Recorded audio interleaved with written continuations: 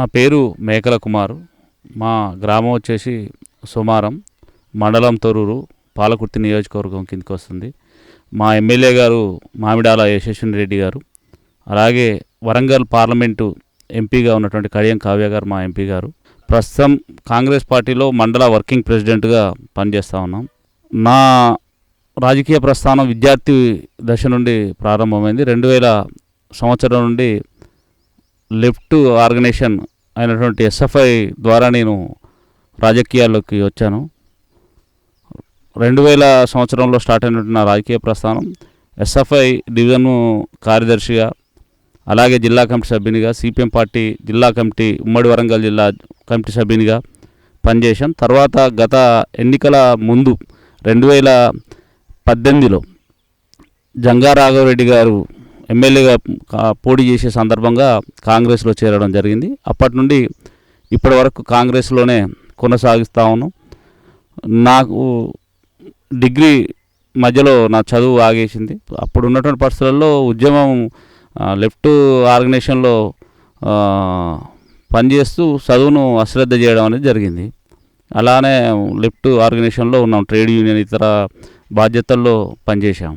అప్పుడు ఉన్నటువంటి లోకల్గా ఉన్నటువంటి కాంగ్రెస్ నాయకులుగా ఉన్నటువంటి నిరంజన్ రెడ్డి గారు, అలాగే రాఘవరెడ్డి గారు నన్ను వెంటబట్టి ఈ విలేజ్లో ఆనాడు కాంగ్రెస్ పార్టీకి ఎవరు కూడా బాధ్యులు లేకుండా ఉండే, ఎన్నికల్లో అవసరం కాబట్టి ఖచ్చితంగా నువ్వు ఉండాలి తమ్ముడు, నా గెలుపు కోసం నువ్వు పనిచేయాలని చెప్పేసి రిక్వెస్ట్ చేసి మరీ తీసుకొచ్చినటువంటి పరిస్థితి ఉంది. నేను కాంగ్రెస్కి వచ్చిన తర్వాత రిజర్వేషన్స్ అనుకూలించలేదు. వార్డు మెంబర్గా చేశాం.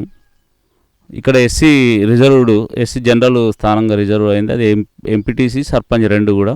కాబట్టి మనకు అవకాశం రాలేదు.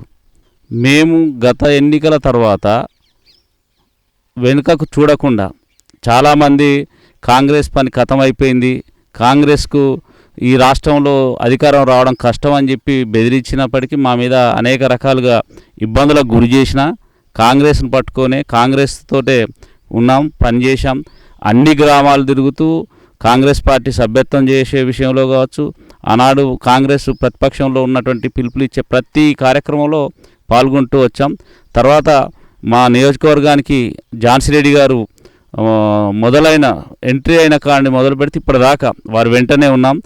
ఈ మండలంలో పూర్తి స్థాయిగా అన్ని గ్రామాల్లో తిరుగుతూ అన్ని గ్రామాలలో కమిటీలు వేయడం కావచ్చు, గ్రామాలలో ఉన్నటువంటి కార్యకర్తలను కలవడం కావచ్చు, వాళ్ళందరినీ కోఆర్డినేషన్ చేయడం కావచ్చు, ఇవన్నీ చేస్తూ ఎమ్మెల్యే గారి గెలుపు కోసం అహర్నిశలు కష్టపడ్డాం. ఎమ్మెల్యే గారిని గెలిపించుకున్నాం. అలాగే ఎంపీ ఎలక్షన్స్కి వచ్చినప్పుడు కూడా అంతే రీతిలో కష్టపడి పనిచేసినటువంటి పరిస్థితి ఉంది. నేను వర్కింగ్ ప్రెసిడెంట్ అయిన తర్వాత నాకు ఒక 15 గ్రామాల్లో బాధ్యతలు ఇచ్చారు. ఆ గ్రామాలలో ఎన్నికలకు సంబంధించిన క్యాంపెయిన్స్ కావచ్చు, ఎన్నికలకు సంబంధించిన ప్రతి కార్యక్రమం నేనే ఆర్గనైజ్ చేసేది. అన్ని గ్రామాల్లో కమిటీలు వేసేటువంటి బాధ్యత కూడా తీసుకున్నాం. అన్ని గ్రామాలలో కమిటీలు వేసాం. అదేవిధంగా అక్కడ ఉన్నటువంటి చిన్న చిన్న సమస్యలు, మనస్పర్ధలు, కార్యకర్తల్లో ఉన్నటువంటి మనస్పర్ధలు ఏమైనా ఉన్నా వాళ్ళని కూర్చోబెట్టి కోఆర్డినేషన్ చేసి ఎన్నికలకు సమాయత్తం చేశాం. ఎన్నికల్లో గెలవడం కోసం కృషి చేశాం. ఇప్పుడు మా మండలానికి సంబంధించి గతంలో 29 గ్రామ పంచాయతీలు ఉండే, ఇప్పుడు అది 31 అయింది. మొన్న రీసెంట్గా 2 గ్రామాలుగా అప్గ్రేడ్ అయినాయి. మొత్తం 31 గ్రామ పంచాయతీలు. గతంలో ఉన్నటువంటి 29 గ్రామాల్లో 29 గ్రామాలకు గాను మేము ఈ గ్యారంటీ కార్డ్స్ సంబంధించి మా యూత్ కాంగ్రెస్ పిల్లలతోటి ప్రతి ఇంటిని టచ్ చేస్తూ ప్రతి ఇంటికి వెళ్ళి ప్రజలకు చెప్పడం, చైతన్యవంతం చేయడం, కాంగ్రెస్ వస్తే ఏం చేస్తుందో వాళ్ళకు వివరించేటువంటి ప్రయత్నాలు చేశాం. అది సక్సెస్ కూడా జరిగింది. ఇప్పటి వరకు మా ప్రాంతంలో 6 గ్యారంటీలకు సంబంధించిన వరకు కాంగ్రెస్ పార్టీ ప్రవేశపెట్టినట్టు ఉచిత బస్సు సౌకర్యం కావచ్చు, అది ఖచ్చితంగా అందరికీ కూడా అమలవుతూ ఉంది. దాంతోపాటు ఆరోగ్యశ్రీ ఏదైతే ఉందో 5 లక్షల నుండి 10 లక్షలకు చేశారు. దాని ద్వారా మొత్తం కూడా పేద ప్రజలకు ఆరోగ్య సమస్య వచ్చినప్పుడు ఇబ్బందులకు గురి కాకుండా వైద్యం చేసుకునేటువంటి విధంగా అది అమలవుతూ ఉంది. దాంతోపాటు ఈ గృహలక్ష్మికి సంబంధించిన 200 కరెంటు యూనిట్ల ఫ్రీ కూడా అన్ని గ్రామాల్లో మేజర్గా 1-2 ఊళ్ళల్లో ఏంటంటే కొన్ని చిన్న చిన్న సమస్యల వల్ల కొంతమందికి అది ఒక 5% 10% వాళ్ళకు అవి రావటం లేదు. కానీ మిగతా వాళ్ళందరూ కూడా 200 యూనిట్ లోపు కాల్చుకునేటువంటి వాళ్ళందరూ కూడా ఫ్రీ కరెంట్ వస్తూ ఉంది. దాంతోపాటు ఇప్పుడు గ్యాస్కి సంబంధించింది ఏదైతే గ్యాస్ ఉందో కేవైసీ చేసుకున్న ప్రతి ఒక్కరికి కూడా ఇవాళ సబ్సిడీ అమౌంట్ పడతా ఉంది. అలాగే రీసెంట్గా రేవంత్ రెడ్డి గారు ప్రతిష్టాత్మకంగా తీసుకున్నటువంటి రుణమాఫీ ఏదైతే ఉందో ఆ రుణమాఫీ మా ప్రాంతంలో చాలా వరకు రైతులకు రుణాలు మాఫీ అయినాయి. అయితే కొంతమందికి కాలేదు. దానికి కూడా కారణం కాంగ్రెస్ పార్టీ కాదు, గతంలో ఉన్నటువంటి టీఆర్ఎస్ పార్టీ ఏదైతే రుణమాఫీ చేస్తామని చెప్పి ప్రజల్ని మభ్యపెట్టిందో రైతులు వాటిని రెన్యువల్ చేసుకోలేదు. కొంతమంది ఆడున్నటువంటి బ్యాంకర్స్ అశ్రద్ధ వల్ల వాటి యొక్క రెన్యువల్ అప్పుడు రెగ్యులర్గా వీళ్ళకు సంబంధించిన డాక్యుమెంట్ మార్చుకోవాలి. ఆ డాక్యుమెంట్ మార్చుకోకపోవడం వల్ల వీళ్లకు రుణమాఫీ వర్తించలేదు. అది తప్ప కాంగ్రెస్ పార్టీ చేసిన దాంట్లో దాదాపు మా ప్రాంతంలో ఫ్రెష్గా తీసుకున్నటువంటి వాళ్ళందరికీ కూడా రుణాలు మాఫీ అయినాయి. ఇంకా ఒక 20% దాకా కావాల్సినవి ఉన్నాయి. అది రేషన్ కార్డు లేకపోవడం కావచ్చు, వాళ్ళ పేరు ఆధార్ కార్డుకును బ్యాంక్ అకౌంట్లో మిస్టేక్స్ ఉండడం వల్ల అవి ఆగినాయి. అవి కూడా రీసెంట్గా ఏవోలతో దాన్ని ఎంక్వైరీ చేశారు. డైరెక్టు వారే ప్రతి గ్రామంలో తిరిగి వాటన్నిటిని సేకరించినటువంటి పరిస్థితి ఉంది. ఇక్కడ ప్రజాపాలన నిర్వహించినప్పుడు దాదాపు అందరూ ఇండ్లకు సంబంధించింది, తర్వాత పెన్షన్కి సంబంధించినటువంటి వాటిపైన ఎక్కువగా వచ్చినటువంటి పరిస్థితి ఉంది. గతంలో రేషన్ కార్డు కూడా ఇవ్వలేదు. రేషన్ కార్డులకు సంబంధించిన వాటి కూడా ఎక్కువగా మా గ్రామానికి సంబంధించిన దాంట్లో అప్లికేషన్స్ వచ్చాయి. దయాకర్ రావు ఓడిపోవడానికి ప్రధాన కారణం 2-3 ఉన్నాయి. దాంట్లో ఒకటి కాంగ్రెస్ను తక్కువ అంచనా వేయడం, కాంగ్రెస్ కార్యకర్తల బలాన్ని తక్కువ అంచనా వేయడం ఒకటైతే, రెండోది ఆయన చేసుకున్న స్వయంకృత అపరాధాలు కొన్ని ఉన్నాయి. ఆయన ప్రజల్ని పట్టించుకోకపోవడం. ఆయన మంత్రి కాకముందుకు ఒక తీరులాగా ఉన్నాడు, మంత్రి అయిన తర్వాత ఇంకోలాగా ఉండడం, ప్రతి పనిలో కూడా కమిషన్ తీసుకున్నటువంటి పరిస్థితి ఆయన మంత్రి అయిన తర్వాత వచ్చింది. అవన్నీ కూడా వాళ్ళ కార్యకర్తలు కూడా జీర్ణించుకోలేని పరిస్థితి. అక్కడ ఉన్నటువంటి టీఆర్ఎస్లో ఉన్నటువంటి కార్యకర్తలు కూడా దయాకర్ రావు ఓడిపోవాలని కోరుకున్నారు. అంతే బలంగా కాంగ్రెస్ కూడా ఈ నియోజకవర్గంలో 50 సంవత్సరాల చరిత్రలో ఏ ఒక్కసారి కూడా కాంగ్రెస్ పార్టీ గెలవలే. ఈసారి గెలవాలి, గెలవకపోతే మన కాంగ్రెస్ పార్టీ కాదు మాకు కూడా జీవితాలు ఉండవు అని చెప్పేసి అంతే రీతిలో కష్టపడి నిజాయితీగా ఒక్కొక్క కాడ ఆడ లోకల్గా టీఆర్ఎస్ వాళ్ళు ఇబ్బంది పెట్టినా ప్రజల నుండి వచ్చినటువంటి ప్రతి విషయాన్ని ఎప్పటికప్పుడు అప్గ్రేడ్ చేసుకొని ప్రజల్లోకి పోయారు, వివరించారు, గెలిపించారు. రెండూ ఉన్నాయి. కాంగ్రెస్ మీద అభిమానము, కార్యకర్తల యొక్క బలం. రెండోది అదే దయాకర్ రావు మీద ఉన్నటువంటి వ్యతిరేకత. రెండూ కూడా పనిచేశాయి. గతంలో ఎమ్మెల్యే ఎలక్షన్స్ ముందు ఈ ఊర్లో కాంగ్రెస్ పార్టీ అంటే మేమే కొంతమంది ఉండేది. మమ్మలను అనేక రకాల ఇబ్బంది పెట్టారు టీఆర్ఎస్లో ఉన్నటువంటి వాళ్ళు. కానీ ఎన్నికల ముందు మా కాడ ఉన్నటువంటి ఒక పెద్ద నాయకుడు, టీఆర్ఎస్లో ఉన్న ఒక పెద్ద నాయకుడు కాంగ్రెస్లో జాయిన్ అయిన తర్వాత ఆయనకు మీకు పడదు కదా, మీరు పార్టీకి రాండి అని చెప్పేసి టీఆర్ఎస్ వైపున ఉన్న పెద్దలు నన్ను అడిగారు. కానీ ఆయన వస్తే నా విలువ తగ్గదు. ఆయనకుండే విలువ ఆయనకుంటుంది, నాకుండే విలువ నాకుంటుంది. ఖచ్చితంగా నేను కాంగ్రెస్ కోసం పనిచేస్తాను తప్ప వ్యక్తుల కోసం పనిచేయటం లేదు. కాబట్టి నేను పార్టీ మారేటువంటి అవకాశం లేదు, అవసరం కూడా లేదు నాకు అని చెప్పాము. ఇప్పుడు ప్రధానంగా ఏంటంటే చాలామంది ఎక్కువ సమస్యలు కనుక చూస్తే మా ప్రాంతం వ్యవసాయ ఆధారమైనటువంటి ప్రాంతమే. పెద్దగా ఉపాధి అవకాశాలు లేవు. ఏ ఉన్నా ఇక్కడ ఉన్నటువంటి చదువుకున్నటువంటి యువకులు కావచ్చు, పని దొరకని యువకులు కావచ్చు, పని దొరకని వాళ్ళు ఎవరైనా సరే హైదరాబాదు ఇతర ప్రాంతాలకు వలస వెళ్ళి పనిచేసేటువంటి పరిస్థితి తప్ప ఇక్కడ పని చేసుకుందామంటే స్వయం ఉపాధి లేనటువంటి పరిస్థితి మా ప్రాంతంలో ఉంది. ఈ సమస్య ప్రధానంగా కనబడుతుంది మా ప్రాంతంలో. రెండోది ఏంటంటే పెద్ద పరిశ్రమలు కూడా లేవు ఇక్కడ. అది రైస్ మిల్లులు కావచ్చు, కాటన్కి సంబంధించిన జిన్నింగ్ మిల్లులు కావచ్చు, ఇలాంటివి కూడా చాలా తక్కువగా ఉన్నాయి. ఇవి గనక ఈ ప్రాంతంలో వచ్చే విధంగా ఉంటే ఉపాధి అవకాశాలు మా ప్రాంతంలో దొరుకుతాయి. కాబట్టి చాలామంది హైదరాబాదు ఇతర ప్రాంతాలకు వలస వెళ్ళేటువంటి అవకాశం ఉండకుండా ఉంటుంది. ఇది బాగా మాకు కనపడ్డటువంటి సమస్య. అంటే వాస్తవంగా గతంలో మనమే అన్నాం, ఆ చీరలు దేనికి పనికిరావు, చుట్టూ కట్టుకోవడానికి కూడా పనికిరావు అని అన్నాం బతుకమ్మ చీరలు. కాబట్టి ఆ బతుకమ్మ చీరలు ఇవ్వడం కరెక్ట్ కాదని గతంలో మనమే అన్నాం. ఇవాళ ఎందుకు ఇవ్వలేదని చెప్పేసి మనమే అంటా ఉన్నాం. అంటే ఇది ఎంతవరకు కరెక్టు అనేది మనం ఆలోచించాలి. చిన్నగా సమస్యలు అడిగేది ఏంటి అంటే వాళ్ళు ఎవరు, మా ప్రాంతం వాళ్ళు ఎవరు అడిగినా మాకు రుణమాఫీ కాలేదు, కొంచెం ఇబ్బంది ఉంది అనే అట్లాంటి సమస్యలు అడిగారు. ఇప్పటికైనా గతంలో రేషన్ కార్డు మాకు ఇవ్వలేదు, ఇప్పుడన్నా మాకు రేషన్ కార్డు రావాలి, రేషన్ కార్డు కోసం చేయండి అని, పెన్షన్స్ కొత్త పెన్షన్స్ ఇప్పియమనేటువంటి సమస్యలు వస్తూ ఉన్నాయి తప్ప మాకు చీర రాలేదు లేకపోతే ఇంకోటి రాలేదు అనేటువంటి ప్రశ్నలు ఎక్కడ కూడా రావటం లేదు. అట్లేం లేదు. మా ప్రాంతంలోనైతే చాలామంది ఇప్పుడు తొర్రూరుకు కొంత అమ్మాపురం ఉంది, గుర్తూరు ఉంది, కొన్ని గ్రామాల మహిళలు ఇతర షాపుల్లో పనిచేయడానికి పోతారు. వాళ్ళు రెగ్యులర్గా ఆటోకు పోతే 10 రూపాయలు, సాయంత్రం వచ్చేటప్పుడు ఎక్కువ డబ్బులు ఇవ్వాలి. ఎందుకంటే 5-6 దాటిన తర్వాత ఆటోలు ఉండవు కాబట్టి వాళ్ళు స్పెషల్గా ఆటోలు రావాలంటే సాయంత్రం వాళ్ళ కోసం స్పెషల్గా ఉండాలి అని అన్నప్పుడు ఎక్కువ డబ్బులు ఇచ్చి వచ్చేటువంటి పరిస్థితి. వాళ్ళ లాంటి వాళ్ళకి చాలామందికి ఉపయోగపడుతూ ఉన్నాయి. అక్కడక్కడ ఉద్యోగులు అంటే ఉద్యోగులు మహిళలు ఉంటారు కాబట్టి వాళ్ళకు కూడా ఉపయోగపడుతుంది. అంత మాత్రం అంత ఏదో ఉద్యోగులకే అనేది తప్పు. సాధారణమైనటువంటి మహిళలకు ఉపయోగపడుతూ ఉంది. చిన్న చిన్న పనులు చేసుకునేటువంటి షాపుల్లో పనిచేసేటువంటి వాళ్ళ మహిళలు కావచ్చు, లేదు మేస్త్రి పని చేయడానికి మా కాండి నేను చూస్తూ ఉన్నాం. గతంలో వరంగల్ పోయి పనిచేసేది వాళ్ళు బస్సు ఎక్కితే డబ్బులే, ప్రైవేటు వెహికల్ ఎక్కిన డబ్బులే పెట్టేది. వాళ్ళకు వచ్చేటువంటి 500-600 రూపాయలలో 100-150 రూపాయలు ఛార్జీలకు పోయేది. కానీ ఇప్పుడు అది లేదు కదా, ఫ్రీగా పోయి వస్తూ ఉన్నారు. అంటే అక్కడికి కూడా పోయి పని చేసుకొని వచ్చేటువంటి పరిస్థితి ఉంది. చాలామంది మహిళలకు ఇది ఉపయోగపడుతూ ఉంది. కాకపోతే దీన్ని వాడుకోవడంలో మహిళలు కొంత ఒక్కొక్కరు ఒక్కో తీరుగా వాడుకుంటా ఉన్నారు. దాన్ని కొంత ఇబ్బంది జరుగుతుంది తప్ప ఎక్కడ కూడా ఫ్రీ బస్సు వల్ల నష్టం జరుగుతూ ఉంది అనేటువంటి వాదన ఏదైతే ఉందో తప్పు. ఎందుకు ఆర్టీసీకి ఎందుకు నష్టము? గవర్నమెంట్ వాళ్ళకి ఇస్తూ ఉంది కదా డబ్బులు.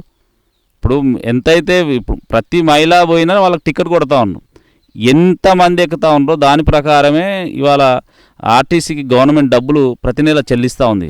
అంటే ఇది కొంతవరకు ఆటో వాళ్ళు ఇబ్బంది పడుతూ ఉన్న వాస్తవం. అయితే వాళ్ళకి ఏం చేయాలి అనేటువంటి ఆలోచన గవర్నమెంట్ చేస్తూ ఉన్నట్టు మనకు అనిపిస్తూ ఉంది. ఎందుకంటే ఖచ్చితంగా ఆటో వాళ్ళని కూడా ఆదుకోవాల్సిన బాధ్యత గవర్నమెంట్ పైన ఉన్నది. ఒక ఆర్టీసీనే కాదు కదా, ఇక్కడ ఉన్నటువంటి ఆటో డ్రైవర్లు కూడా మన ప్రజలే, మన ప్రాంతం వాళ్ళే కాబట్టి ఖచ్చితంగా వాళ్ళ కోసం కూడా ఏదో ఒక పథకం ఆలోచించేటువంటి ఆలోచన కూడా క్యాబినెట్ చేస్తూ ఉంది. మా ప్రాంతంలో మూసీ ప్రక్షాళన గురించి చాలా మంది సంతోషాన్ని వ్యక్తం చేస్తూ ఉన్నారు. ఎందుకు అని అంటే మేము చూస్తూ ఉన్నాం కదా, ఇప్పుడు చాలా గ్రామాల్లో కొన్ని కుంటలు మాయమైనాయి. అంటే ఆ కుంటలు ఉండడం వల్ల భూగర్భ జలాలు పెరిగేటువంటి అవకాశం ఉంటుంది. ఆ కుంటలలో నీళ్లు లేకపోతే ఆ కుంటలను ఆ చెరువులను అన్యక్రాంతం అయినప్పుడు భూగర్భ జలాలు తగ్గుతూ ఉన్నాయిగా. అది మాకు స్వయంగా మాకు కనపడుతుంది. ఎందుకంటే మేము వ్యవసాయం చేసేటువంటి వాళ్ళు ఎక్కువగా ఉంటారు కాబట్టి అక్కడ జరిగేది కూడా కరెక్టే. అట్లా హైడ్రా చేయడం అనేది మంచిది అనేటువంటి మాట మాత్రం మా ప్రాంతంలో వినపడతాం. ఎస్సీ వర్గీకరణ స్వాగతించాల్సినటువంటి అంశం. ఎస్సీ వర్గీకరణ తీర్పు రాగానే అసెంబ్లీలో దానిపైన తీర్మానం చేసినటువంటి ఏకైక రాష్ట్రం మన తెలంగాణ రాష్ట్రం. అట్లాంటప్పుడు మేము తూతూ మంత్రంగా చేసినాం అనేటువంటి మాట కావాలని కొంతమంది బీజేపీ ముసుగులో ఉన్నటువంటి వాళ్ళు కావచ్చు, టీఆర్ఎస్ ముసుగులో ఉన్నటువంటి వాళ్ళు కావచ్చు చర్చ చేస్తూ ఉన్నారు. అది తప్పు అంట నేను. ఇప్పుడు మీరు చూడండి, రెడ్డి రాజ్యం అని అంటే అది కొంతమంది చేసే ప్రచారం అంట. నేను ఒక బీసీ యాదవ, నేను ఒక వర్కింగ్ ప్రెసిడెంట్. మా మండల పార్టీ ప్రెసిడెంట్ వచ్చేసి ఎస్సీ మాదిగ.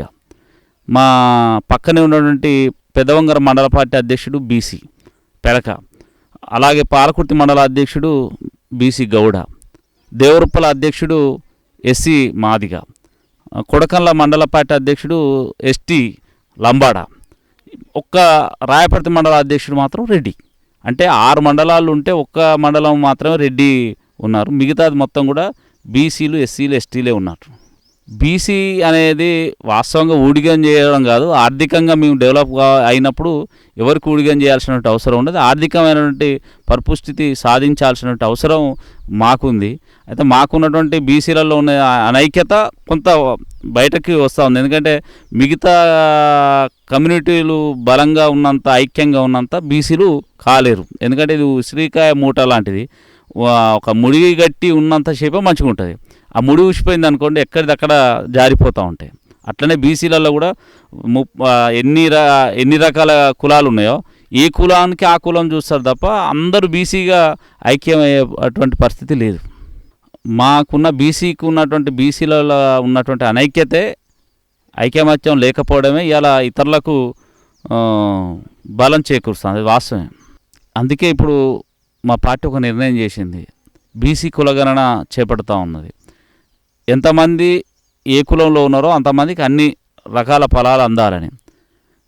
భవిష్యత్తులో రాహుల్ గాంధీ గారు కనుక ప్రధాని అయితే దేశవ్యాప్తంగా కులగణన చేపట్టి దానికి అనుగుణంగానే రాజ్యాధికారం, ఆర్థిక పరిపుష్టతే కాకుండా రాజ్యాధికారం బీసీలకు కూడా రావాలనే ఆలోచనతోటే రాహుల్ గాంధీ గారు దేశవ్యాప్తంగా కూడా ఈ కులగణన చేయాలంటా ఉన్నారు. దాన్ని స్వాగతించాల్సిన అవసరం ఉంది. కులగణన చేయాలని చెప్పేసి మా బీసీ సంఘాలకు సంబంధించిన వాళ్ళు చాలా కాలం నుండి అడుగుతూ ఉన్నారు. ఎందుకు అని అంటే మేమెంతో మాకంతా, కానీ మేము ఎంతున్నాం అంత ఇవ్వటం లేదు. గతంలో ఉన్నటువంటి కేసీఆర్ మా రిజర్వేషన్ల సంఖ్యను తగ్గించాడు.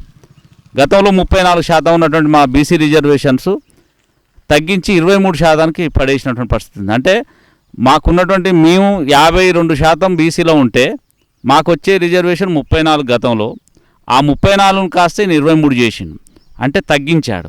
ఇవాళ బీసీలు కులగణన జరిగితే బీసీలలో కూడా 1-2 కులాలు డామినేషన్ జరుగుతూ ఉంది. అలా జరగకుండా ఎవరైతే ఎంత సంఖ్య ఉన్నారో దాంట్లో బీసీలలో ప్రధానంగా ఇవాళ రాష్ట్ర వ్యాప్తంగా చూసినప్పుడు బీసీలలో యాదవులు, ముదిరాజులు, తర్వాత గౌడ్సు, పెరక, ఇంకా మిగతా క్యాస్టు కొంత తక్కువగా ఉంటాయి. ఈ 4 కులాలకు సంబంధించినటువంటి జనాభే మేజర్ షేర్. కాకపోతే ఏంటంటే డామినేషన్ కాడికి వచ్చినప్పుడు మా బీసీలలో 1-2 కులాలు ఎక్కువ డామినేషన్లో ఉంటా ఉన్నాయి, మిగతాయి ఉంటా లేవు. కాబట్టి ఈ బీసీ కులగణన జరిగితే ఎవరెవరు ఎంతమంది ఉన్నారో అన్ని పదవులు కావచ్చు అన్ని రకాలుగా ఇచ్చేటువంటి అవకాశం ఉంది. కాబట్టి బీసీ కులగణన అనేది బీసీ సంఘాల కోరిక, ఎన్నట్టుండో చిరకాల కోరిక. అది మన ముఖ్యమంత్రి గారు రేవంత్ రెడ్డి గారు చేయడం అనేది మంచి నిర్ణయం, మేము స్వాగతిస్తూ ఉన్నాం. కాకపోతే ఏంటంటే కొంతమంది పడినటువంటి వాళ్ళు కాంగ్రెస్ 6 గ్యారెంటీలను పక్కన పెట్టడం కోసం ఇది చేస్తారని తప్పుడు ప్రచారం చేస్తారు. దాంట్లో బీఆర్ఎస్కి సంబంధించినటువంటి సోషల్ మీడియా ప్రథమంగా ఉంటుంది. ఎందుకు అని అంటే 10 సంవత్సరాల కాలంలో వాళ్ళు ఏం చేయలేకపోయారు, మేము 10 నెలల్లో చాలా చేశాం. మేము అన్న దాంట్లో ఉన్నటువంటి ఆర్థిక పరిస్థితిని దృష్టిలో పెట్టుకొని కొంత చేయడంలో వెనకపడవచ్చు, కానీ చేయకపోకుండా మాత్రం ఉండము. ఎందుకు అని అంటే మీరు చూడండి, ఇంతకు నేను చెప్పాను 6 గ్యారెంటీలలో 5 లక్షల నుండి 10 లక్షలకు ఆరోగ్యశ్రీ చేశారు, 200 యూనిట్ల కరెంటు ఫ్రీ ఇచ్చాం, తర్వాత 500 రూపాయలకే గ్యాస్ సిలిండర్కి సంబంధించిన సబ్సిడీ అమౌంట్ ఇస్తూ ఉన్నారు, తర్వాత ఫ్రీ బస్సు ఇచ్చాం, 18,000 కోట్ల రూపాయలు రైతు రుణమాఫీ ఒకే నెలలో చేసినటువంటి పరిస్థితి ఉంది. ఆయన ములిగి 10 సంవత్సరాల కాలంలో ఆయన చేసింది ఎంత, అది ఒకసారి ఆలోచించండి. ఇవన్నీ మేము చేశాం, ఒక్క 10 నెలల్లో చేశాం, ఇంకా మేము చేయాల్సినవి ఉన్నది. కాకపోతే మనకున్నటువంటి ఆర్థిక పరిస్థితి, రాష్ట్రానికి ఉన్నటువంటి ఆర్థిక పరిస్థితి, మా గతంలో తెచ్చినటువంటి వీళ్ళ అప్పులకు అయ్యేటువంటి మిత్తి డబ్బులకు మన ఆదాయం సగం అటే పోతూ ఉన్నటువంటి పరిస్థితి ఉంది. కాబట్టి కొంత టైం పడవచ్చు అంతే తప్ప మిగతా అన్నీ కూడా ఖచ్చితంగా అమలు చేస్తూ ఉంటాం. ఇప్పుడు జనవరి లోపు ఇందిరమ్మ ఇళ్ళకు సంబంధించినటువంటి కావచ్చు, రేషన్ కార్డులకు సంబంధించినవి కావచ్చు, పెన్షన్కి సంబంధించింది కూడా 2,000 నుండి 4,000కు పెంచేటువంటిది కూడా జనవరిలో చేస్తామని చెప్పేసి అంటూ ఉన్నారు. ఖచ్చితంగా అమలు చేస్తారు. కానీ దీన్ని విస్మరించడం కోసం అది చేస్తారంటే అది వాళ్ళు పప్పులో కాలేయడం. ఎందుకు ఆ మాట నేను అంటా ఉన్నానంటే, ఆయన 10 సంవత్సరాలు ఉన్నప్పుడు బీసీలను విస్మరించాడు కేసీఆర్. కాంగ్రెస్ పార్టీ రేవంత్ రెడ్డి గారు ముఖ్యమంత్రి అయిన తర్వాత బీసీలకు ప్రాధాన్యత ఇవ్వాలనే క్రమంలోనే బీసీ కులగణన చేస్తూ ఉన్నాం. దీన్ని ఓర్చుకోలేనటువంటి బీఆర్ఎస్ నాయకులు ఇలా తప్పుడు ప్రచారాలు చేస్తున్నారు. ఇది నమ్మాల్సిన అవసరం లేదు. దీనికి తోడు బీజేపీ వాళ్ళు కూడా ఏమంటా ఉన్నారు, బీసీలలో కులగణన ఏంటి అంటే బీసీలను చీల్స్తారా అంటా ఉన్నారు. అంటే వాళ్ళ బ్రాహ్మణీయ భావజాలాన్ని ఇంకా కొనసాగిస్తూ బ్రాహ్మణీయ భావజాలంలో బతకాలని మనువాద సిద్ధాంతాన్ని ఇంకా పెంచి పోషించేటువంటి ప్రయత్నంలో భాగంగా అది బయటికి అనలేక బీసీ కులగణన జరగవద్దు అనేటువంటి మాట వాళ్ళు చెప్తారు. ఈ రెండూ కూడా వాళ్ళ యొక్క రాజకీయ కుట్ర నుండి చేసేటువంటి విమర్శలు తప్ప వాస్తవంగా రేవంత్ రెడ్డి గారు తీసుకున్నటువంటి బీసీ కులగణను అందరూ కూడా బీసీలు ఇవాళ స్వాగతిస్తున్నటువంటి పరిస్థితి ఉంది. ఇది కొంతవరకు ఆడాడ జరుగుతూ ఉంది. అయితే ఎక్కడైతే పంచాయతీ కార్యదర్శులు యాక్టివ్గా ఉన్నారో అక్కడ ఎలాంటి నిర్లక్ష్యం కాకుండా అన్ని పనులు గతంలో సర్పంచ్ ఉంటే ఏ విధంగా అయితే పనులు చేశారో అవి చేస్తాను. కాకపోతే కొన్ని విషయాలలో పాలకవర్గానికి ఉండేంత పట్టు అధికారులకు ఉండదు కాబట్టి కొంత లేట్ జరగవచ్చు. కానీ మేజర్ గ్రామాలలో గవర్నమెంట్ నుండి వచ్చేటువంటి ప్రతిపాదన కూడా ప్రజలకు చేరేటువంటి దాంట్లో రెగ్యులర్గా నడిచేటువంటి ప్రాసెస్ నడుస్తూ ఉంది. కొంత ప్రజాప్రతినిధులు లేకపోవడం అనేది కొంత నష్టం, అంతే తప్ప పెద్దగా మొత్తం అసలే ఏం లేదు, స్పెషల్ ఆఫీసర్ల పాలనలో ఏం జరగటం లేదు అనేది కూడా తప్పు. ఇప్పుడు దాంట్లో ఏమడిగారు, కులగణనకు సంబంధించిన దాంట్లో ఏమడిగారు, 70 ప్రశ్నలు అడిగారు. ఆ 75లో కూడా నన్ను కూడా మా ఇంట్లో కూడా సర్వే చేశారు. ఒకటి, మీకు భూమి ఉందా అని అడిగారు. తప్పు కాదుగా, మనకు భూమి ఉందా లేదా చెప్పాల్సిన బాధ్యత ఉందిగా గవర్నమెంట్కు. అది రహస్యం ఏం కాదుగా. ఎందుకు అనంటే నువ్వు ఇలా రైతు బంధు తీసుకుంటా ఉన్నావు, నువ్వు దాని ద్వారా వచ్చేటువంటి ప్రతిదీ కూడా ఇప్పటికీ అగ్రికల్చర్ ఆఫీసర్ల దగ్గర, రెవెన్యూల కాడ రికార్డ్స్ ఉంటాయి. భూమికి సంబంధించిన ఎవరికి ఎన్ని ఎకరాలు ఉన్నది, ఏ పంట వేస్తా ఉన్న డీటెయిల్స్ అయితే తీసుకుంటారుగా. అలానే ఇక్కడ నీకు అడుగుతూ ఉన్నారు, అది మెట్టనా, బోరుబావి ఉందా, లేకపోతే చెరువు కింద చెరువు పారకం అనేటువంటి ఒక డీటెయిల్స్ రావడం కోసం భూమికి సంబంధించింది అడుగుతూ ఉన్నారు. బ్యాంక్ అకౌంట్ ఉందా అని అడిగారు తప్ప నీ బ్యాంక్ అకౌంట్ ఇవ్వమని ఎక్కడ అడగలేదు. నీ నెంబర్, ఈ బ్యాంక్ అకౌంట్ అది ఏ బ్యాంకులో ఉన్నది. ఇప్పటికీ చాలామందికి బ్యాంక్ అకౌంట్ లేనటువంటి ప్రజలు ఉన్నారు. దాన్ని కూడా తీసుకోవడం కోసం మాత్రం ఆ ఆప్షన్స్, అట్లాంటి అన్ని ప్రశ్నలు కూడా అలానే ఉన్నాయి తప్ప ఎక్కడ మన సొంతానికి సంబంధించినటువంటి రహస్యం బయట పెట్టేటువంటిది ఎక్కడ కూడా లేదు. అది వాళ్ళకి కనిపిస్తే మనం ఏం చేయలేం. ఈ సర్వే చేయడం అనేది ఇప్పుడు ప్రతి 10 సంవత్సరాలకు ఒకసారి జనాభా లెక్కలు దేశవ్యాప్తంగా జరుగుతాయి. మనకి గత 10 సంవత్సరాల కాలంలో జరగలేదు. గతంలో జనాభా లెక్కలు జరిగినప్పుడు కూడా ప్రతి ఇంటికి వచ్చినప్పుడు గొర్రెలు, బర్రెలు, కోళ్ళు ఏ ఉన్నాయి అనేటువంటి సర్వే చేసేది. ఇవన్నీ మళ్ళా సపరేట్ చేయాల్సిన అవసరం లేదు కాబట్టి ఈ కులగణనతో పాటు అవన్నీ చేశారు తప్ప వేరే కాదుగా. ఈ కొత్తగా గతంలో జనాభా లెక్కలు చేసేటప్పుడు అడిగినటువంటి ప్రశ్నలు తప్ప ఇందులో కొత్తగా ఉన్నాయి కొన్ని మాత్రమే. అది క్యాస్ట్కి సంబంధించింది కావచ్చు, తర్వాత బ్యాంక్ అకౌంట్లకు సంబంధించిన అంశాలు కావచ్చు, ఇవి తప్ప మిగతా అన్నీ పాతయ్యగా. ఇప్పుడు బీజేపీ, బీఆర్ఎస్ వాళ్ళు అడిగేటువంటి ప్రశ్నల్లో అర్థం లేనటువంటిది. ఎక్కడ పాన్ కార్డు గురించి అడగలేదు, అందులో బ్యాంక్ అకౌంట్ డీటెయిల్స్ కూడా అడగలేదు.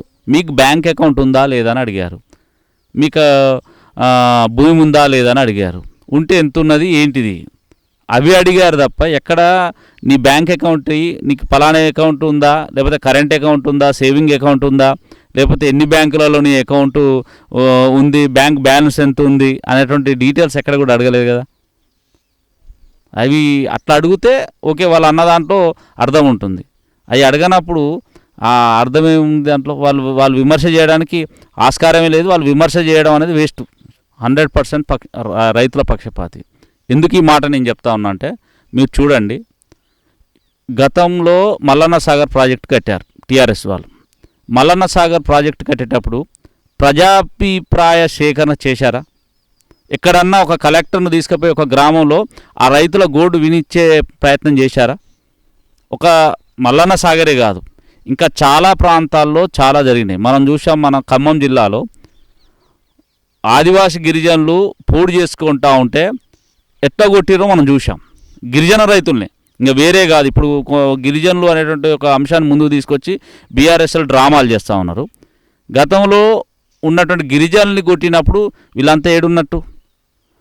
కాంగ్రెస్ పార్టీ రైతుల పక్షపాతి కాబట్టి లఘుచర్లలో ఒక కలెక్టర్ స్థాయి అధికారిని ప్రజాభిప్రాయ సేకరణకు పంపించింది. వాళ్ళ అభిప్రాయం తీసుకున్న తర్వాతనే భూములు తీసుకుంటా అని చెప్పేసి, అది బలవంతంగా తీసుకుంటామని ఎక్కడ కూడా చెప్పలేదు. రెండోది, కేటీఆర్ ఏం చేస్తూ ఉన్నాడు, ఆయన ఏమంటాడంటే అక్కడ ఫార్మా కంపెనీ కోసం అడుగుతూ ఉన్నారు. ఫార్మా కంపెనీ పెట్టడం కోసం, అది కూడా ఏదో ముఖ్యమంత్రి గారి అల్లుడు కోసం అని చెప్పేసి విమర్శ. అసలు వాస్తవంగా ఫార్మా కంపెనీ పెట్టడం లేదని గవర్నమెంట్ చెప్తా ఉంది. ఆడ పెట్టేది, భూముల సేకరణ చేసేది పారిశ్రామిక కారిడార్ కోసం అనే మాట చెప్తా అంటే ఫార్మా కంపెనీ అని వీళ్ళు చెప్తాను. అంటే వీళ్ళు చేసే ప్రచారం మొత్తం కూడా తప్పుడు ప్రచారమే. లఘుచర్లలో జరిగిన సంఘటన పైన వామపక్షాలు అడగంగానే రేవంత్ రెడ్డి గారు వాళ్ళకు అపాయింట్మెంట్ ఇచ్చి వాళ్ళతో చర్చించారు, వాళ్ళకు వివరించారు. అదే మల్లన్న సాగర్లో ధర్నా జరుగుతున్నటువంటి సందర్భంలో ఇదే సిపిఎం పార్టీకి సంబంధించిన తమ్మినేని వీరభద్రం కావచ్చు, సిపిఐకి సంబంధించిన చాడా వెంకటరెడ్డి కావచ్చు, మల్లన్న సాగర్కు పోకుండా అడ్డుకొని వాళ్ళని అరెస్ట్ చేసి హైదరాబాద్కు తీసుకొచ్చిన పరిస్థితి మనం చూసాం. వాళ్ళు పోయారు కదా, కనీసం వాళ్ళతో చర్చిద్దాం అనేటువంటి ఆలోచన కూడా ఆనాడు ఉన్నటువంటి ముఖ్యమంత్రిగా ఉన్నటువంటి కేసీఆర్ చేయలేదు. కానీ రేవంత్ రెడ్డి గారు ఎవరు విమర్శ చేసినా సద్విమర్శగా తీసుకొని వాళ్ళందరితో చర్చించి లఘుచర్యలో జరిగేటువంటి ప్రతి విషయాన్ని వివరించినటువంటి పరిస్థితి ఉంది. ఎందుకంటే ఇంతలో మనం మాట్లాడుకున్నాం, మా ప్రాంతంలో వ్యవసాయ ఆధారితం తప్ప పరిశ్రమలు లేవు అని. అంటే నాలాంటి వాడు కోరుకునేది ఏముంటుంది? మా ప్రాంతంలో పరిశ్రమలు రావాలి, ఉపాధి దొరకాలి, ఉపాధి అవకాశాలు ఉండాలి అనుకుంటారు. అలాగే రేవంత్ రెడ్డి గారు నా నియోజకవర్గంలో నేను ముఖ్యమంత్రిని అయినా కనీసం నా ప్రాంతంలో అయినా ఉపాధి అవకాశాలు కల్పిద్దామనే కాన్సెప్ట్ తోటి తీసుకున్నటువంటి దాన్ని కావాలని చెప్పేసి ఒక అధికారుల పైన ఉసుగొలిపి అధికారులను హత్య చేసే విధంగా ఆడ ప్రయత్నాలు చేశారు. మనం చూసాం. ఒక ప్రజాభిప్రాయానికి పోయిన కాడ వీళ్ళ అభిప్రాయం చెప్పాలి, మాకు 20 లక్షలు ఇస్తా అంటాను, 50 లక్షలు ఇవ్వండి, 1 కోటి ఇవ్వండి, లేదు మాకు ఉద్యోగాలు ఇవ్వండి, మా భూమికి బదులు ఇంకో భూమి ఇవ్వండి, లేకపోతే మేము ఇయ్యం. ఇలా జరగాల్సినటువంటి అవసరం ఉంది. కానీ ఎలాంటి చర్చ లేకుండానే ఒక కలెక్టర్ మీదకి రాళ్లతో దాడికి పోయారంటే మనం ఒకసారి ఆలోచించవచ్చు. దాడి జరగలేదని కలెక్టర్ అన్నాడు అనేది మనం అంటాము. క్లియర్గా కలెక్టర్ గారు చెప్తే ఆడ కార్లు ధ్వంసం ఎట్లయినాయి మనం చూసాం, వీడియోలలో అన్నిట్లలో కనబడ్డాయి. ఆయన అంగిపెట్టి గల్లాబట్టి గుంజినది కూడా వీడియో మీ మీడియా వాళ్ళు చూపెట్టింది. అది మేము అక్కడ ఉన్నటువంటి వాళ్ళు ఎవరు కాదుగా, మీడియాలో వచ్చినటువంటిదే కదా. కలెక్టర్ గారిని గల్లా పట్టుకున్నది కనబడతా ఉంది, వాళ్ళ కార్లపైన ధ్వంసం చేసింది కనబడుతుంది, దాడి మొత్తం ఒక బీభత్సం సృష్టించింది అయితే మనకు కనబడుతుందా లేదా? అంటే వీళ్ళు చెప్పేటువంటి బీఆర్ఎస్లు చెప్పేటువంటి తప్పుడు మాటలు తప్ప వాస్తవంగా ఆడ ఒక కుట్ర కోణం ఉంది. బీఆర్ఎస్లో ఒక కుట్ర చేశారు. ఈ రాష్ట్రంలో అలజడి సృష్టించి కాంగ్రెస్ ప్రభుత్వం రేవంత్ రెడ్డి గారి పైన ఏదో రకంగా వారిని ఈ రాష్ట్రంలో కాంగ్రెస్ పాలన లేకుండా చేయాలనే ఒక కుట్ర కోణంతో తప్ప ఇంకోటి లేదాడా? కరెక్టు కాదు. ఎందుకనంటే నేను వాళ్ళు ఎన్నికల ముందు వచ్చారు, ఎన్నికలకు ముందు వచ్చినటువంటి వాళ్ళు ఎమ్మెల్యేల గెలుపు కోసం కృషి చేసినప్పుడు వాళ్ళకు కూడా పదవులు ఇవ్వడం అనేది కరెక్టు. అయితే గతంలో ఉన్నటువంటి వాళ్ళకి ఎక్కువ ప్రియారిటీ ఇవ్వాల్సిన అవసరం ఉంది. మా నియోజకవర్గంలో అయితే పక్కా గతంలో ఉన్నటువంటి వాళ్ళకు ఫస్ట్ ప్రియారిటీ, తర్వాత ఎన్నికలకు ముందు వచ్చినటువంటి వాళ్ళకు తర్వాతనే ఎవరికి అయినటువంటిది ఒక నిర్ణయం మా ఎమ్మెల్యే గారు తీసుకున్నారు. ఆ ప్రకారమే జరుగుతూ ఉంది. కానీ మిగతా ప్రాంతంలో ఏం జరుగుతుంది అనేది మనం ఆడ లోకల్గా మనం లేం కాబట్టి చెప్పలేము. మా ప్రాంతంలో మాత్రం ఫస్ట్ నుండి పార్టీని పట్టుకున్నటువంటి వాళ్ళకే అన్ని రకాల సౌకర్యాలు, అది రేపు స్థానిక సంస్థల ఎన్నికలలో కావచ్చు అన్నిట్లలో కూడా వాళ్ళకే ఫస్ట్ ప్రియారిటీ. సెకండ్ ప్రియారిటీ ఎన్నికల ముందొచ్చి ఎన్నికల్లో గెలుపు కోసం కృషి చేసినటువంటి వాళ్ళకి, ఆ తర్వాతనే ఎన్నికల తర్వాత వచ్చినటువంటి వాళ్లకు అనేటువంటి మాట మాత్రం మా ఎమ్మెల్యే గారు స్పష్టంగా చెప్తా ఉన్నారు. కాంగ్రెస్ పార్టీ గతంలో కూడా చెప్పింది, గ్రామాలకు సంబంధించిన బెల్ట్ షాపులకు సంబంధించి ఒక నిర్ణయం తీసుకుంటా అన్నారు. అది కొంత టైం పడవచ్చు. డ్రగ్స్ అనే దానిపైన కంట్రోల్ చేయడం కోసం రేవంత్ రెడ్డి గారు వచ్చిన కానీ దానిపైన సీరియస్గానే ఫోకస్ చేశారు. గ్రామీణ ప్రాంతంలో గత కొంతకాలం నుండి వాస్తవంగా ఈ డ్రగ్స్కు అడాప్ట్ అయినటువంటి యువత బాగా తయారవుతున్నారు. దానివల్ల ప్రమాదం రాష్ట్రానికి, దేశానికి కూడా ప్రమాదం. కాబట్టి దాన్ని నివారించడం కోసం ఇంకా కొంత కఠినమైనటువంటి చర్యలు తీసుకోవాల్సిన అవసరం ఉంది. అంటే మా ఎమ్మెల్యే గారు ఏది నాకు సూటబుల్ అని చెప్పేసి చెప్తే దానికి పోటీ చేయడానికి సిద్ధం. రెండోది ఏంటంటే నాకు కూడా రిజర్వేషన్స్, మేము బీసీ కాబట్టి బీసీ రిజర్వేషన్స్ అనుకూలించాలి. ఎమ్మెల్యే గారు మీరు సర్పంచ్ ఉండడం కరెక్ట్ అన్నా అంటే సర్పంచ్కే చేస్తాం. లేదు మీరు ఇంకా అంత కాదు మండల స్థాయిలో ఉండాలన్నప్పుడు వారు ఏది చెప్తే వారి యొక్క మాటే నాకు మా యశస్విని రెడ్డి గారు కావచ్చు, ఝాన్సీ రెడ్డి గారు ఎవరైనా వారు ఏదైతే చెప్తారో దాన్నే మేము తూచా తప్పకుండా పాటిస్తాం. అది నాకేది సూటబుల్ అనేది వారిద్దరికి తెలుసు. కాబట్టి నేను నా మనసులో 100 కోరికలు ఉండొచ్చు, నాకేది సూటబుల్ అనేది వాళ్ళకి అనిపిస్తే అది నేను చేయడానికి సిద్ధం. నేను ఓటర్ మహాశయులు అందరికీ చెప్పేది ఏంటంటే, ఓటు నమ్ముకోవడం అనేది కరెక్ట్ కాదు. ఎవరైతే లోకల్ బాడీ ఎన్నికలకు సంబంధించింది ఎవరైతే మంచోళ్ళు మన గ్రామాన్ని అభివృద్ధి చేస్తారు, మన మండలాన్ని అభివృద్ధి చేస్తారు, ఈయన వల్ల మనకు సంబంధించిన సమస్యలు పరిష్కారం అవుతాయి, మన గురించి కొట్లాడతాడు, మన కోసం ఏమైనా పనిచేస్తాడు అనేటువంటి వాళ్ళు ఎవరైతే ఉంటారో వాళ్ళ కాడ డబ్బులు లేకపోవచ్చు, నాలాంటి కాడ డబ్బులు లేకపోవచ్చు, కానీ సేవ చేసే గుణం ఉంది. గత 24 సంవత్సరాలుగా ప్రజా జీవితం అనుభవిస్తూ ఉన్నాం. ఈ ప్రజల సమస్యలపైన నిత్యం పోరాటం చేస్తూ ఉన్నాం. పొద్దున్న లేస్తే ఏ సమస్య వచ్చినా ఎక్కడి దాకా అయినా వెళ్ళడానికి సిద్ధపడతా ఉన్నాం. కాబట్టి మాలాంటి చదువుకున్నటువంటి యువకులు కావచ్చు, అలాగే నిజాయితీగా నిస్వార్థంగా ప్రజాసేవ చేసేటువంటి వాళ్లకు ఓటేయండి. డబ్బులకు మద్యానికి బానిసై వాళ్ళ ఓటేస్తే అదేవిధంగా అభివృద్ధి కూడా ఉంటుంది. ఎందుకంటే రేపు మీకు ఏదన్నా పెన్షన్ కావాలన్నా, రేషన్ కార్డు కావాలన్నా, ఇల్లు కావాలన్నా నువ్వు 1000 రూపాయలు ఇచ్చి ఓటేయించుకోవచ్చు. ఆ తర్వాత నీకు వచ్చిన ఇందిరమ్మ ఇళ్లకు నాకు 10,000 అని అడిగేవాడు ఉండొచ్చు. లేదు నీకు పెన్షన్ పెడతా నాకు 1000 ఇస్తావా 2000 ఇస్తావా అని వాడు అడిగేటువంటి అవకాశం ఉంటుంది. కాబట్టి డబ్బులను చూసి ఓటేయకండి. ఏ వ్యక్తికి ఓటేస్తే గ్రామ అభివృద్ధి అవుతుంది, ఏ వ్యక్తికి ఓటేస్తే మండలం అభివృద్ధి అవుతుందని అనుకుంటారో ఆ వ్యక్తులకు ఇవ్వండి. మాట్లాడగలిగినటువంటి వాళ్ళకి, తర్వాత ప్రజా సమస్యలపైన అవగాహన ఉన్నటువంటి వాళ్ళకి, తర్వాత నిజాయితీగా పనిచేసేటువంటి వాళ్ళకు అవకాశం ఇవ్వండి అని చెప్పేసి నేను ప్రజలందరికీ విజ్ఞప్తి చేస్తాను.